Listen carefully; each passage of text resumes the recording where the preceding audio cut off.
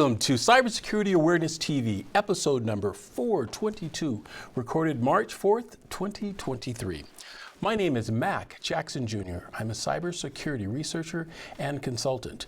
If this is the first time you have seen our show, I discuss cybersecurity awareness news, interviews, and tips that you can use to protect yourself, your business, and your family from the fastest growing crimes of the 21st century.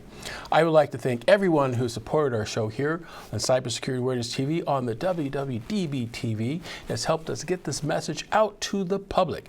I also want to give a shout out to all my students at DeVry University taking my class on cybersecurity and ethical hacking. Thank you guys for being a part of our show as well.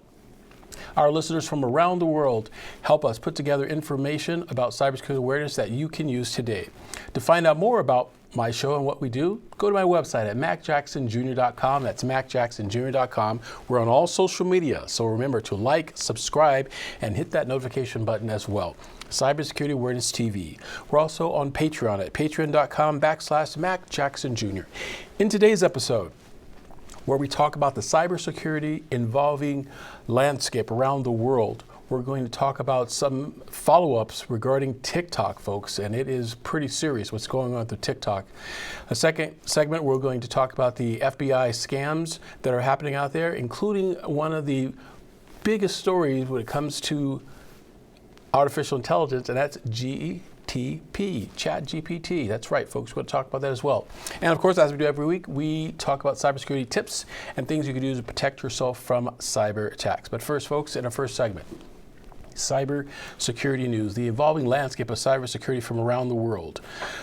On our show, we provide a round-the-world look at the cybersecurity threats that hackers are trying to manipulate clients, victims, individual businesses, anyone that has personal identifiable information that they can use to exploit. Here at Cybersecurity Awareness TV, we aim to educate businesses and individuals about this latest news, tips, and what you could do to protect yourself. The biggest story we have to give to you today is regarding TikTok and how the government, the United States government, Congress has now passed a ban against TikToks for all federal agencies across the country. Remember, if you watched our show back in January, we discussed that there was talk about removing TikTok from several different states. But now the federal level is looking at it, and they're looking to have it removed from all federal agencies. Now, why is this, you may ask? Well, the FBI and U.S. Justice Department have looked at TikTok and deemed it as a cybersecurity national spy program, right? The actual program threatens our national security because the program has capabilities of taking information from your smart device, folks, and sending it to nation states around the world. Now, you may think you're looking at apps and doing little social TikTok quick videos. That's really cool, but you have the app on your phone. The app itself is not doing what it's supposed to do. It's actually doing other things. It's going out in your phone and looking for your personal information where it can send out to nation states and other hackers. And yes, nation states like China, Russia, North Korea, and alike. But people may think, well, my child has TikTok. What does that mean? Well, yes, again, if that app is on the phone of your child and if the child has this app for years, think about all the information and data that can be collected about this individual, what they do, what their likes are, where they live at, how they communicate. All this information can be gathered and sculpted about our country. And of course, dealing with the government and state agencies, if this app is being utilized by nation states and hackers, information can be transmitted on your phone, such as your social security numbers, any sort of personal identifiable information, your calendars, where you've been, where you go to, all that information. It's called data mining, and we don't want to have other people having access to this information without your knowledge. And now our government has deemed this software as a national security risk.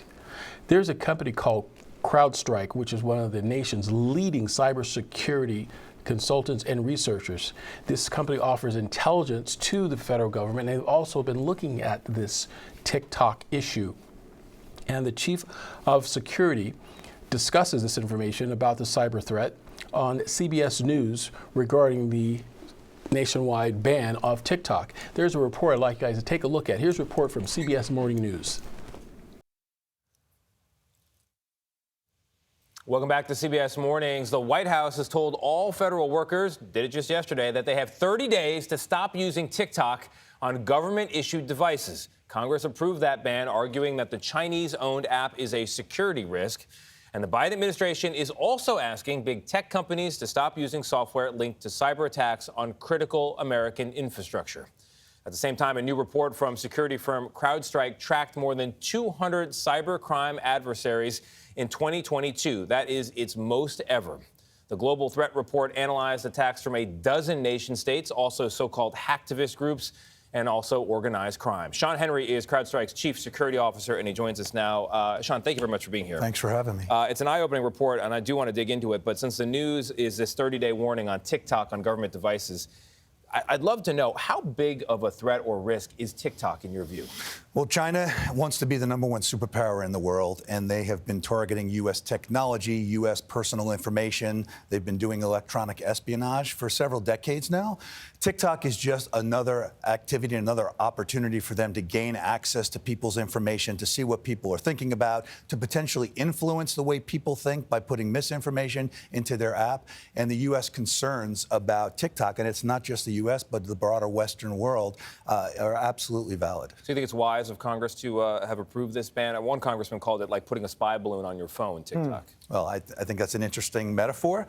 Probably not so far off. It's important to understand who the adversaries are, what their objectives are, and the many different techniques they'll use to achieve their objectives. This is one of those ways. What about TikTok on your kids' phones? Why should we care about that? I think TikTok on your kids' phones. China plays the long game, and the kids, teenagers today in 10 years are going to be adults. They're going to be in universities. They're going to be working in major corporations around the country, around the world, and to collect intelligence now to potentially use long-term down the road. That's a big long game, though, Sean. It's absolutely a long game, but Chinese government has been in place for many, many years. There's a lot of consistency. They have a very clear strategy. They're going to execute on that strategy to achieve their objectives. That's a very good question, and I want to follow up on that. Moment of full transparency. I have TikTok. People told me, hey, create one. It's great for branding. My wife has it. She does things professionally. And then each of my kids, 18, 16, and 12. So when I hear that it's banned on government devices, I think there's a lot of people at home that are sitting back thinking, well, should I erase this app? Should I continue to use it? Is it a casual app just like any other social media platform? What is your answer to that? I think it's important for everybody to understand the way social media is utilized. And when people push information onto the network, that it stays there forever. When you're looking at how is it collected, who has access, what might they be doing with that data long term, that changes the calculus. And I think that has to factor in to the type of applications that you use and the type of information that you put into those applications. How effective has cyber attacks been on the U.S.? Because we hear cyber attacks, but we don't know what's going on behind the scenes. Yeah, there are multiple nation states that are using this as a tool of their digital exploitation, part of their intelligence collection. They're looking to influence American citizens. They're looking to collect data about sensitive technology, military operations, but personal information about individuals as well, so that they can exploit those to, again, achieve their objectives. The targeting of critical infrastructure is absolutely serious. We're looking at communications, energy, transportation, where adversaries are trying to gain access so that they can collect and also potentially disrupt. But they're very creative and very smart, the adversaries. I've heard you describe this as an instrument of war. What do you mean by that, an instrument of war? Well, this is now a tool or a weapon in the arsenal of every nation state in advance of tactical military maneuvers, for example. What we saw in Ukraine, Russia, in advance of rolling tanks across the border, targeted Ukrainian critical infrastructure, things like communication, the electric power grid. They pushed misinformation out to try and cause confusion and create havoc within the Ukrainian citizenry. I think that this is now part of the playbook long term. It's something that everybody needs to consider. It's not just tactical, it's not physical, but there's this whole virtual and digital component that everybody needs to be concerned about. Do you have a sense of what Putin's next move could be from a cyber security point of view? I think the Russians have been very, very good about using this tool. We saw it in advance of the Ukraine attack. Going forward, I think as more tactical maneuvers, more military operations continue in the springtime, we're going to see it used more often again. Critical infrastructure, transportation, communications, logistics, supply supply chain, et cetera. By disrupting those things, it makes it much more difficult from a physical response to engage. So I think that's something we need to be concerned about. We focus on China and Russia, but do you think it's so much bigger than that? And then I look at there was a story yesterday about the iPhone, security of the iPhone. I think, what do I need to do about that? You say this picture is so much bigger than our iPhones, and it's bigger than China and Russia, is it not? It is. The hacktivist groups and organized crime. Absolutely. We have seen major companies that have been disrupted for weeks or months, parts of their operation, whole cities that have been shut down and forced to go back to pen and paper. We've seen electric power grid targeted. We've seen oil pipelines targeted, water infrastructure. Everything that we do is connected to the network. The adversaries know that. Their ability to disrupt or destroy that type of infrastructure, from an organized crime perspective, they're doing it for financial gain. From a nation-state perspective, they're collecting intelligence and causing an impact on our society. So this is not going away. So you've scared us, John, so what do we do? I think, first of all, citizens need to be aware. Yeah. I've talked to lots of boards of directors, corporate executives, making sure they understand what the risk is and how do you mitigate the risk. What are the strategies you employ? From a tactical perspective, technical perspective, it's making sure you're constantly monitoring your networks, looking for indicators of anomalous behavior so you can detect and disrupt those types of behavior. Yeah, we got to go, but during the commercial break, I want to ask you about artificial intelligence because it's been a hot topic here big on the topic show. as well. Sean Henry, thank you so much. Thank you very much. Yes, folks. So Sean Henry, in this last clip, argued the critical threat of using the TikTok app as a spy, and the spy is spying on our smart devices for sensitive, private, and personal information. I would suggest also, folks, that you remove all apps from your phone that you have not used in months. There may be apps that you have found 2 years ago that had a cool looking application. You thought that may be kind of neat to do a photo or something to help you out in your productivity, and it's sitting on your phone. You never touched it, you never used it anymore. I would suggest deleting those apps from your phone as well, because what happens, folks, is that there are updates to these particular apps, and if the third-party company, this app you have on your phone, if they got hacked and their cloud databases, then it's possible that your information can be hacked as well within a new update or spying on your phone.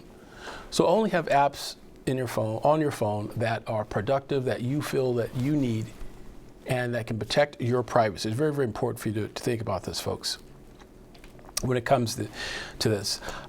So as the news is spread around the world regarding the U.S. ban on TikTok, our neighbors up north, Canada, is looking at their individual choices, right? Should the individuals have a choice to remove the app or not, or should they also look at having a ban on the TikTok app for their citizens of Canada? Here's a report that I'd like to share with you coming from CTV News in Canada. Check this one out from our neighbors. And joining me now is Enza Alexander, Executive Vice President at ISA Cybersecurity. Thanks so much for joining us this afternoon. Thank you for having me. So now that more government bodies are following with this ban, let's talk about a full country ban. Is that possible to see that put in place here in Canada? Well, I think when it relates to personal devices and personal use of any application, I believe that it's an individual choice. And, you know, when we look at a social application, that there is an element of personal decision making there as to the applications that you may utilize. I believe that could be a challenge for some of the government bodies in Canada to really dictate what we do on our own personal devices. And so let's talk about that then, our own personal devices, that personal choice.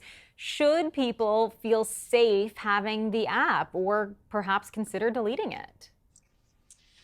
Well, first off, I believe that we all need to read the terms of use as we enter applications, even though these are sometimes written to be quite legal in language. I think it's important that we understand as individuals how the application and the data which we put into these applications, the additional data that may reside on our devices, like our calendars and other information that might be shared, could be exposed in that application.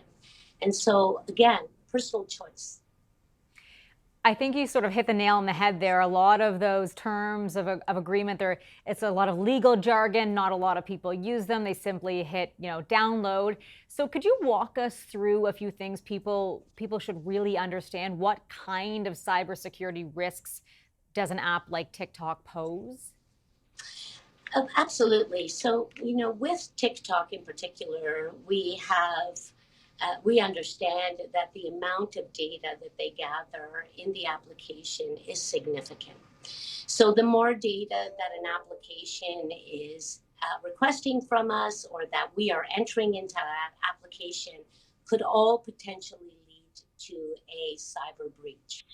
And that could be an individual breach or a corporation breach, depending on whether or not that particular device is part of your own personal environment or could be both personal and a professional device. So first of all, we need to understand, what information are we putting in there and how is that information potentially used?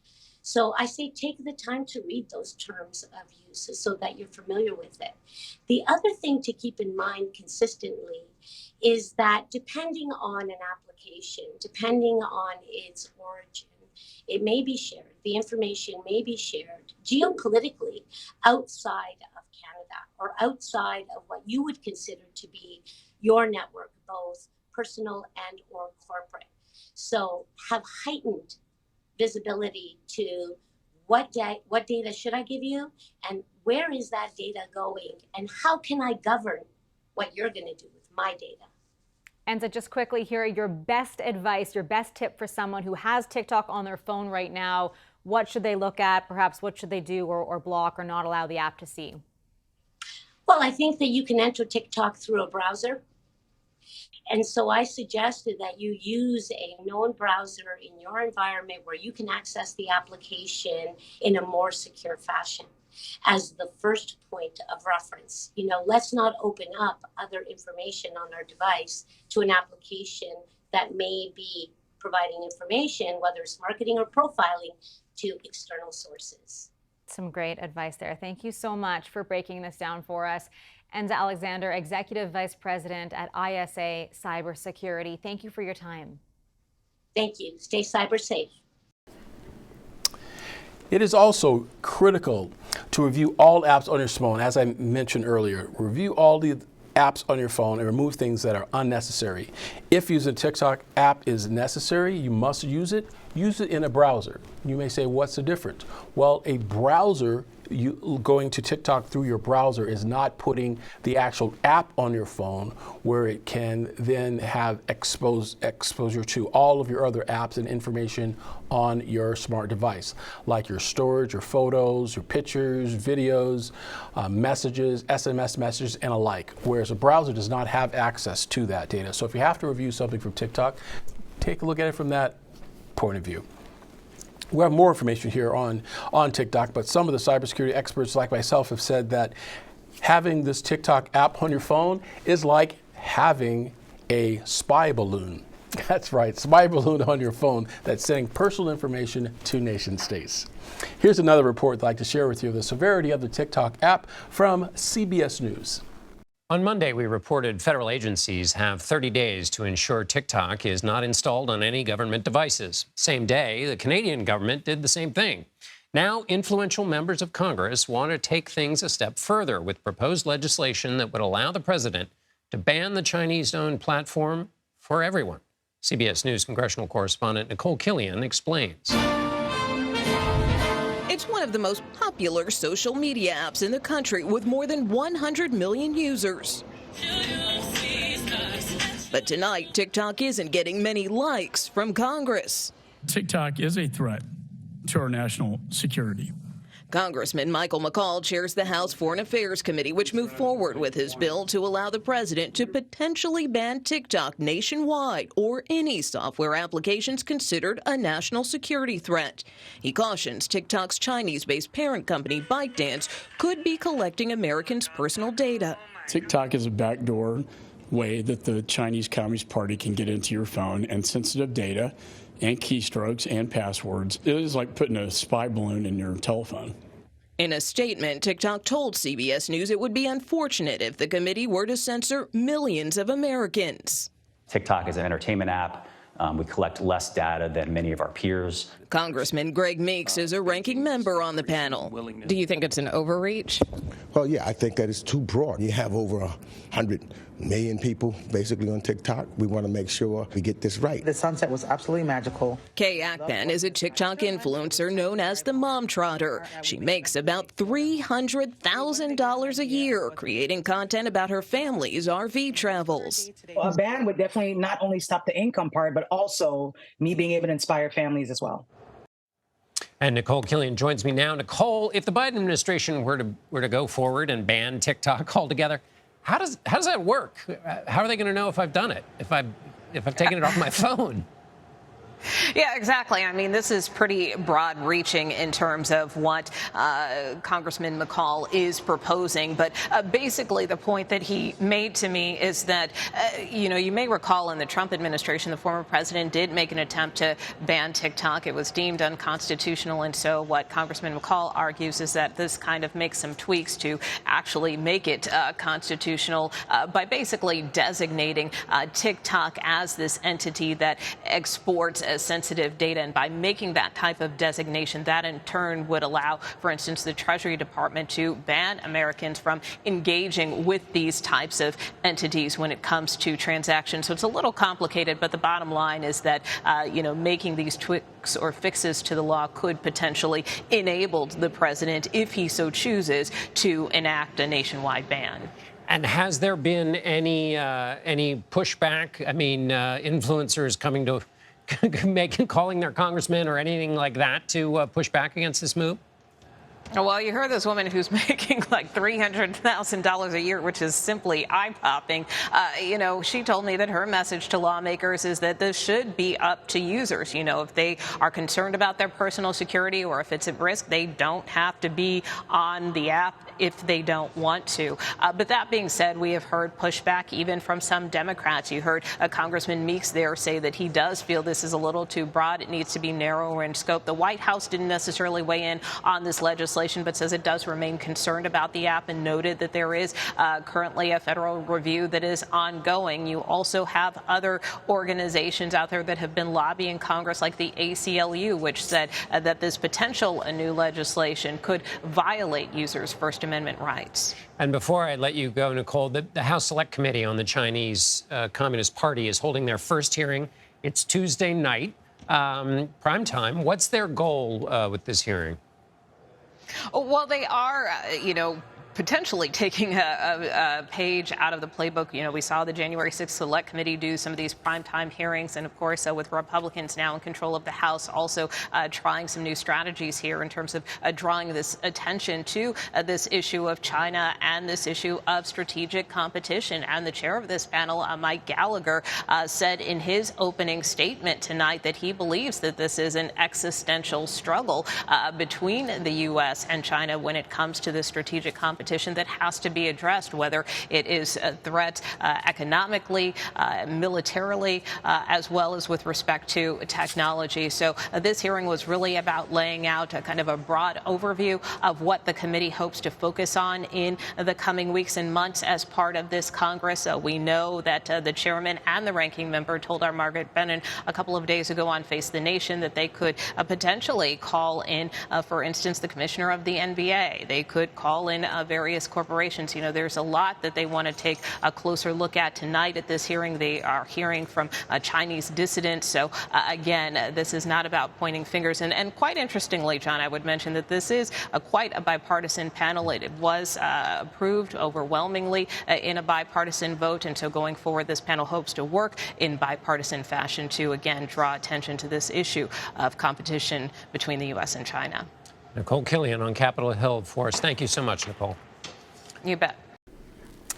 And folks, this TikTok app is dangerous, and it raises concerns about privacy and your right to choose. If you choose to have this app on your phone, should the government, here's another point of view, should the government be able to say, we're going to ban this app so no one in our country can use it? Do we really want to start that type of of legislation across our country where we're mandating what apps can and cannot be used. Can individuals have a choice? Well, yes, you can have a choice, but you should be able to have a choice about something with information and understanding that you are choosing to give your personal identifiable information over to some person or entity or nation states that wishes harm to you. So it's information that you should have and you should know. So that's why the government steps in sometimes and says, hey, citizens, we need to protect our citizens unitarily and everybody that's there by removing these type of apps and having banned on it. As a cybersecurity researcher, the government needs to continue to receive advice from us, from our side, the professionals, yes, about these types of software and anomalies like TikTok and others, because we're the researchers that will look into it before they make a decision that can possibly touch our freedoms and our rights as well. So folks, it's important for us to stay woke and stay alert of all these types of anomalies and cybersecurity breaches that happen out there. There are some tips that you can do as well, folks. So one of the tips I would give to you in this regard of TikTok is do not put out any personal identifiable information about yourself or your family, right? Do not tell them where you live or you go on a vacation or do a video exposing members of your family. Talk about how much money you have, just things of that nature, just all this kind of ridiculous things that we see on TikTok and that people do. All this information they may think is a joke and it's funny, but there are people that take this information and they connect it with other information within the internet about you. And this information is then sold to other people that wish you harm. Criminals are always trying to find a way to exploit individuals and citizens from around the world. We must remember, folks, every day is a lesson for us to learn, especially when it comes to technology, and protect ourselves. If you'd like to find out more information about TikTok and other stories, you can go to my blog, and that's at macjacksonjr.com/max-blog. S-blog for more information on his TikTok. Folks, we'll be right back here at Cybersecurity Awareness TV after these messages.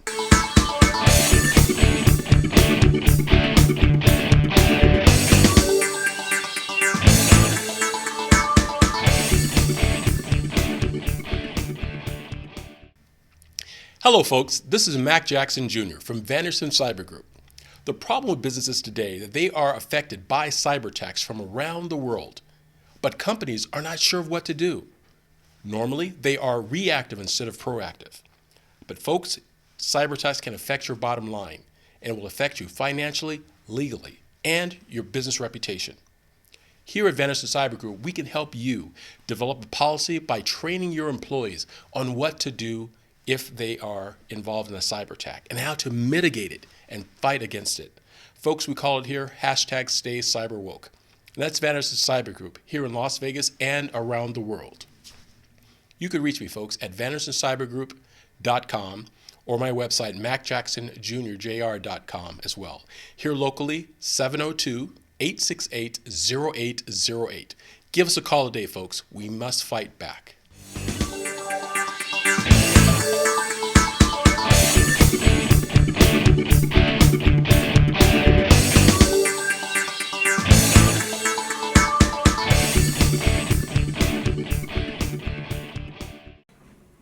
Hi everybody, Aaron Phillips here, inviting you to join me every Saturday from 12 to 1 p.m. right here on Worldwide Digital Broadcasting TV on my show, Aaron's Hour with Aaron Phillips. I bring to you the movers and shakers of Las Vegas and really all around the world. It's also fun, entertaining, silly, goofy, informative, everything you'd want to be entertained by on a Saturday, except no politics, no religion. As I said, it's designed to be a fun show. Remember, that's every Saturday from 12 to 1 p.m. Pacific, right here, Aaron's Hour, Worldwide Digital Broadcasting TV. Hi folks, welcome back to Cybersecurity Awareness TV. I'm your host, Mac Jackson Jr. In this segment, we talk about FBI warnings. This week, we are talking about the new anomaly that's hit the internet called ChatGPT.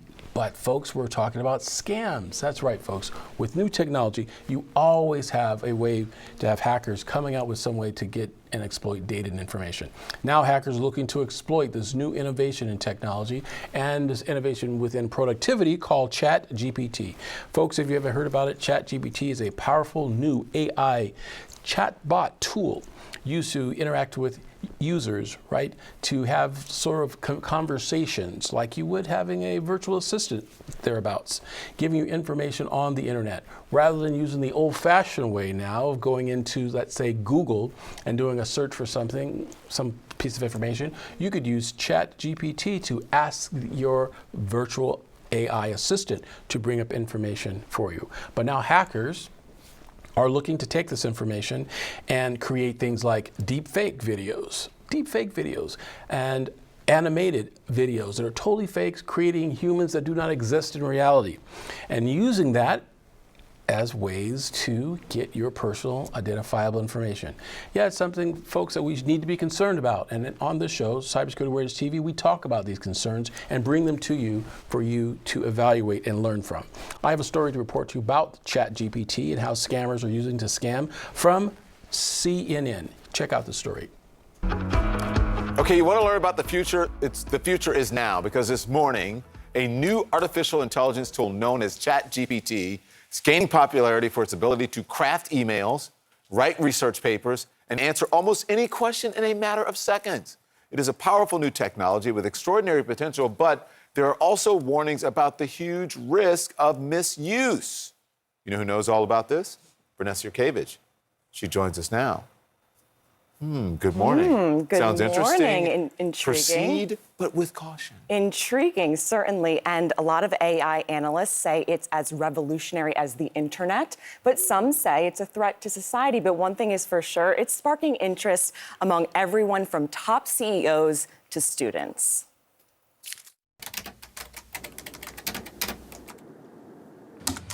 ChatGPT, short for Chat Generative Pre-Training Transformer, is a machine learning model that can generate human-like text. It's been trained on a massive amount of data, allowing it to understand and respond to a wide range of questions and prompts. What you just heard me reading wasn't written by me. It was written by artificial intelligence, ChatGPT. I simply typed in a prompt, write a TV news script written by a reporter about ChatGPT. And in just seconds, the AI spit out the copy you just heard. ChatGPT has exploded in popularity in recent months. CEOs are now using it to write emails. It even passed a Wharton School of Business exam. Should people be more excited about ChatGPT or more fearful of it? I think we should have a mixed view. OpenAI, which owns ChatGPT, says the technology is still in its research phase and can produce inaccurate information. You like artificial intelligence, but are you here to issue a warning about it? Absolutely. Artificial intelligence is sort of like a teenager right now. It's exciting to see the teenager get its footing, but it's also not there yet and we can't trust it. But Microsoft thinks it's a good bet, even with some risks. They're investing billions of dollars in OpenAI. Jack Poe, CEO of Ansible Health, had ChatGPT take 3 versions of the U.S. medical licensing test, and it passed all 3. Not only can it answer very complex questions, it can also modulate its answer. Poe and his team of 30 doctors started using the platform to help with treatment for their patients who have COPD, a pulmonary disease. What this technology could really enable, and has already started enabling us, is to suddenly suggest things that we might not be thinking of at all. It will absolutely save lives. Jake Heller is a lawyer and founder of CaseText, which helps its clients comb through documents using AI like ChatGPT. You can have it read police reports. You can have it see if witnesses gave contradictory testimony. You can almost certainly help find information that is pertinent to guilt or innocence. But Poe and Heller both say that human oversight of ChatGPT is still necessary. OpenAI says the platform can produce harmful instructions. In law, there absolutely is right and wrong answers. And that's why ChatGPT alone is not going to be enough to handle some of the most important questions in fields like law. And then there's the question of plagiarism. New York City public schools banned ChatGPT on school network devices due to concerns about negative impacts on student learning and concerns regarding the safety and accuracy of content. It's incredible innovation, At the same time, it's like opening a Pandora's box. Which is why Edward Tien, a 22-year-old Princeton student himself, spent his winter break building GPT-0, which he says can detect whether something is likely written by a human or ChatGPT. He says teachers use it to check their students' papers. Is this like one AI cross-checking another AI? In a sense, yeah. But can it spot misinformation? Oh, okay, yeah. So as opposed to misinformation, it's more of like it can only spot if something is AI generated or human generated. And that's the greatest fear of all, spreading misinformation. ChatGPT, a tool designed to help humanity, could ultimately hurt it. People who want to manipulate elections and things like that, instead of like writing one thing at a time, you're going to be able to write thousands of things to give, for example, vaccine denialism more oxygen than it deserves. And Gary Marcus, who you just heard from there, has written books about artificial intelligence. He has founded companies about artificial intelligence. He says we're about 75 years away from AI truly being human-like. Until then, we need regulation. And Representative Ted Lieu from California, he plans to introduce legislation to create an AI commission to oversee all of this new technology. Because we know a lot, but we also know very little about it. Some people are passing college courses with papers written by ChatGPT. Yeah. I just keep thinking of Space Odyssey, the HAL 9000. No, I will not turn on. 2001: A Space Odyssey. Yeah, it's a little scary. We're almost there. Yep. Thank you, Vanessa. Great reporting. Folks, as you can see, with all new technologies, we as citizens must be alert and, yes, stay woke regarding scammers and a new term I like to use called Decepticons. Yes, Decepticons, people trying to scam you and use fraudulent information to get data from you. These fraudsters are always looking for victims, and now with ChatGPT, they can use this new technology that is created to help productivity in society. Hackers are now using it to write malicious code. Yes, folks, they're asking Chat how to write malicious code. It's absolutely crazy. But we have to be aware of these types of scams. And it's affecting all over the world. Not just here in the U.S. where it was originally created, there's also other countries that are very concerned about ChatGPT and all the technology can be arisen from AI. Here's a story I'd like to share with you from Down Under, from our neighbors Down Under, from Sky News Australia. Check this one out. Well, we were talking a moment ago about Bing AI and Open Chat GPT. Well, cyber criminals are getting on that bandwagon as well. We've all seen the capabilities of Chat GPT and its ability to generate fluent and coherent text. Well, what we're seeing now is cyber criminals taking advantage of that technology so they can write social media posts, emails using ChatGPT to create more human-like and realistic text. So they're being able to bring that technology to sound more convincing and more human-like in their scam. So whether it's a phishing email, whether it's a social media post, they are now going to be using ChatGPT to create that more human-like text. So it sounds like a real person. And they're hoping to lure more people into their scams and to sound more convincing and to drag more victims into their scams. But the other frightening development here too is that there's even talk that they're creating deep fake chatbots. Now, I'm sure you've seen a lot of sites that offer a chatbot, pops up in the bottom right corner, asks if it can help you. Cyber criminals are now creating these chatbots on certain sites that will convince you that you're talking to the legitimate chatbot and maybe even try to extract information, whether it's financial information, some clues on your identity as well. So they're pretty savvy. Cyber criminals are moving along with this technology to help their cause, to help create even more convincing scams. So as customers, we really need to be even more vigilant so we don't fall into the traps. And folks, let me just give you a little bit about Chat. The benefits of having ChatGPT as a part of your business. It is an excellent application that you can utilize for the good and for the productivity of your organization. It will help you. I have a couple of points here I'd like to cover with you regarding it. For example, customer service. You could use ChatGPT for your business to provide 24/7 customer service for your customers and your clients. ChatGPT can quickly respond to customers' queries and provide relevant information to freeing up your staff and focusing on essential tasks within your organization. Personalization. ChatGPT can learn your customers' preferences and preferred way to interact in doing business with you. The benefits of Chat to personalize its responses and recommendations to meet your customers' needs, right? And increase productivity in your business. Cost effective, absolutely. ChatGPT can be very cost effective when you need to have an email structured for you, a letter created, search information, research done on a particular topic that can help you in your marketing, your sales, or product development. ChatGPT is great for that. And efficiency. Yes, folks. All businesses were looking to have efficiency because with Chat, it is quick. I'm telling you, folks, it is very, very quick. If you get a chance to use it, check it out. There are several different areas of Chat. You can go to ChatGPT by itself, or you can join Chat that now is connected to Bing. Remember the program Bing, folks, that web browser that came out? What, 20 years ago that nobody uses anymore?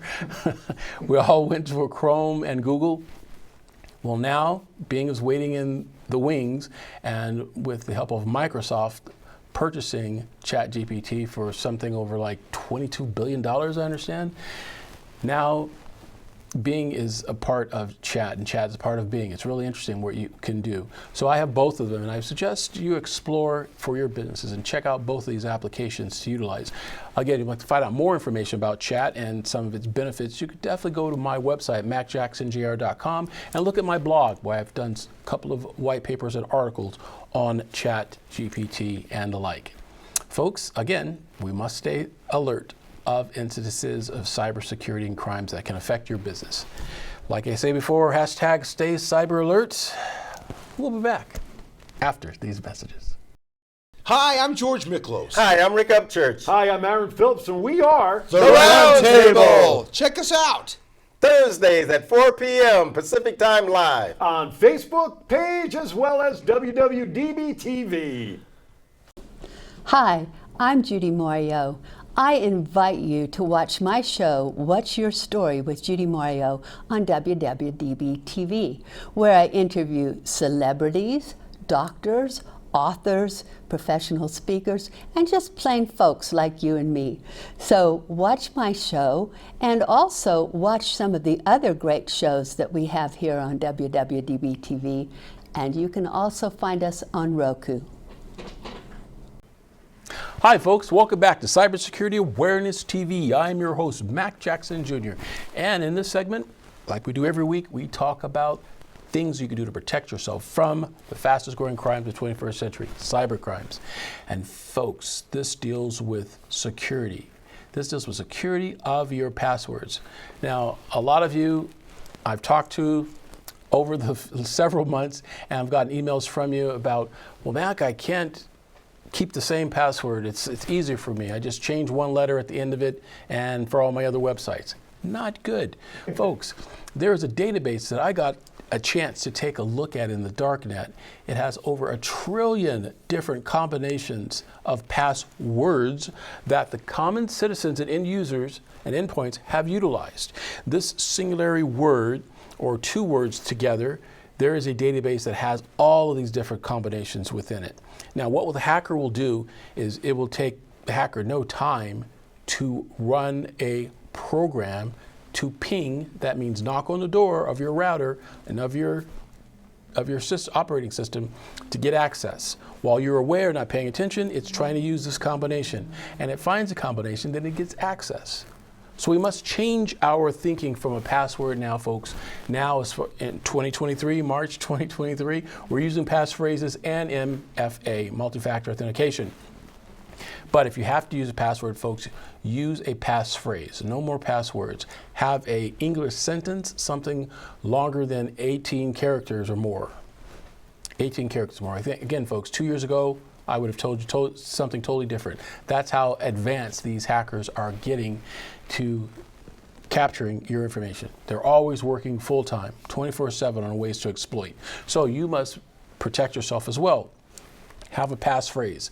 It could be an English sentence with upper and lower case, numbers, and a special symbol character, exclamation point, an @ any of that, £, all of that, $sign even. But it's a phrase that you could understand, your family will understand, and it'll make it harder for hackers to hack into your system.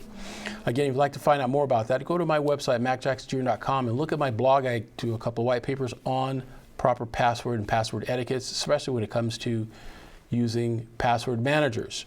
Now, password managers, have questions that come to me all the time. What is a password manager? Folks, Password Manager, again, it is a piece of software that is used in conjunction with your browser and your operating system of your smart device. And what its job is to take all of the passwords that you use on every site that you visit. It encrypts the password and the user ID, which makes it harder for the hacker to try to break into your systems, but it also makes it easier for you. When you visit a site, it will automatically install your user ID and your password for you. Granted, you only have to remember one user ID and one password, and the Password Manager will encrypt and remember all of your passwords for you. Now, there are several password manager systems out there. You can find out more about them by going to my website, macjacksonjr.com, for information on password managers, and look at my business partners, and I talk about which ones that I have recommended. Now, there are several of them out there, and folks, all of them, which one to choose, any of them. If you don't have any of them, to pick any of them. You need to have something on your system. And with all respect for Google, do not use Google Password Manager. With all due respect to Google, please do not use Google Password Manager, folks. You'll notice that it automatically is a pop-up when you go to a website and use your user ID and password. When you press enter to go into the website, Google will pop up on your right-hand side of your screen. Should it save your password? And the answer to that, folks, is no. Do not save it. You do not wish to have Google save your passwords. And of course, you definitely understand why. Yeah, we don't want Google to do that. Password Manager. Also, I got another email from one of my students, matter of fact, from 5 years ago at DeVry. One of my students that I'm corresponding with now, I get an email a couple days ago. It says, "Hey, professor, here's a photo of you from way back in the day. Check out this link." One of my students, and I'm looking at the SMS message, and I'm thinking to myself, wow, that's the same sort of vernacular that's used in the hacking world, right? To get an individual to say, oh, wow, look at this link, and click on it. Now think about it, folks. Technology is wonderful. It would be very normal, if you would, in a regular society, to think that this is a good message. It's no problem. It's just someone that wants to send me a message and a photo for me to look at. Just like if you were to see them on the street and someone said, "Hey, professor, here's a photo I want to share with you," and they handed me a physical picture for me to look at. But we have technology to do this, right? Hackers have come out and used that to exploit us. So the link itself, I did not click on it on my device. As a hacker and a programmer myself, what I did is took that link and I took it to my virtual world, right? The VM world, where when you click on it, it can't send out anything. It's like what the government officials called a SIF, right? A protected area where they can read top secret files, right? The military utilizes, very similar to that. And yes, the actual file that was sent was actually part of malware. And what it was trying to do, it was trying to attach itself to my smart device and my electronic devices to listen for any personal identifiable information whereby it can send it to another server. Now, there wasn't information I seen from this particular transaction that it was, that could link it to a server or a nation state or nefarious person. If it was, I would have definitely reported it to law enforcement immediately. But it just goes to show you, folks, you have to vet out any information that you get from people that we used to do 20 years ago. We have to take extra cautions behind it. So make sure you protect yourself as well. So with this said, there are techniques like this that I would recommend that you utilize for your business. And that means have policies in place. Whereas how do you handle in your organization maybe an email that have come into your organization? Maybe your employees that are working with you get emails from their customers and suppliers. How are they dealt with? What happens if they were to receive an email that could be fake or have some suspicious activity behind it? What do they do? What is the process? These are questions that my company, Vanderson Cyber Group, can answer for you. Go to my website, Vanderson Cyber Group, and talk to us. We will help you put together policies and procedures in place and continuously test your employees and make sure that they are aware and alert on cyber threats through phishing exercises that we can put your employees through. These phishing exercises are not malice, they're not meant to harm, they're just meant to test and keep your employees alert on the latest strategies that hackers are trying to do to manipulate data from your organization. If you'd like to find out more about it, definitely contact my company again, Vanderson Cyber Group. Well, folks, that's all we have for you this week on Cybersecurity Awareness TV. We hope you can take this information and tell a friend and share it with them. The more people know about this, the harder it will be for hackers to try to exploit you. Just remember that, folks. We'll see you next week here on Cybersecurity Awareness TV. I'm your host, Mac Jackson Jr. Thank you.